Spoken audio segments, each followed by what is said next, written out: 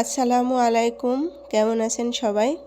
আশা করি ভালো আছেন। আলহামদুলিল্লাহ আমিও আপনাদের ভালোবাসায় ভালো আছি। তবে একটু শরীরটা খারাপ। যাই হোক, আজকে আপনাদের মাঝে আমি একটি নতুন রেসিপি নিয়ে এসেছি। সেটি হচ্ছে পাঙাশ মাছের ভুনা, যা প্রত্যেকটি পরিবারের মানুষই আপনারা করে থাকেন। কিন্তু আজকের এই রেসিপিটি আমি সম্পূর্ণই আলাদাভাবে করে দেখাবো। এই রেসিপিটি আপনাদের ইনশাল্লাহ ভালো লাগবে। আর যেহেতু পাঙাশ মাছ এমন একটি মাছ, যে মাছটি পরিবারের প্রত্যেকজন পছন্দ করলেও কিন্তু এক দুইজন আলাদাই থাকে যে মাছটি পছন্দ একেবারেই করে না। এ কারণে আজকে এই রেসিপিটা আপনাদের করে দেখাবো। এই রেসিপিটি যদি আপনারা একবার করে তাকে খাওয়ান, সেই মানুষটিকে অবশ্যই এই রেসিপির প্রেমে পড়ে যাবে আর বারবার বলবে পাঙাশ মাছটাই ভুনা করবে।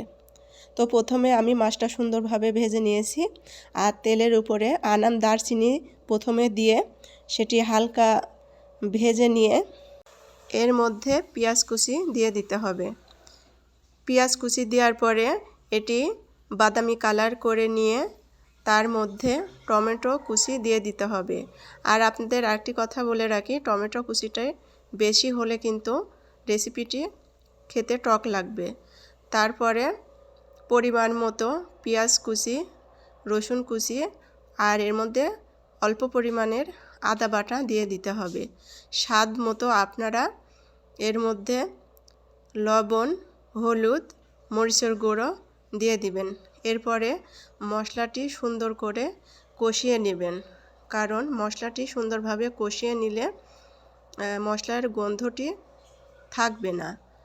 আর মশলায় তেল ছেড়ে দেওয়ার পরে মাছগুলো এর মধ্যে দিয়ে দিতে হবে, দিয়ে হালকা নেড়ে চেড়ে এরপরে পানি অ্যাড করতে হবে। তো আমি আপনাদের একটি কথা বলি, এই রেসিপিটি আমি হালকা গামাখা করব, তাই বেশি পানি এর মধ্যে অ্যাড করা যাবে না।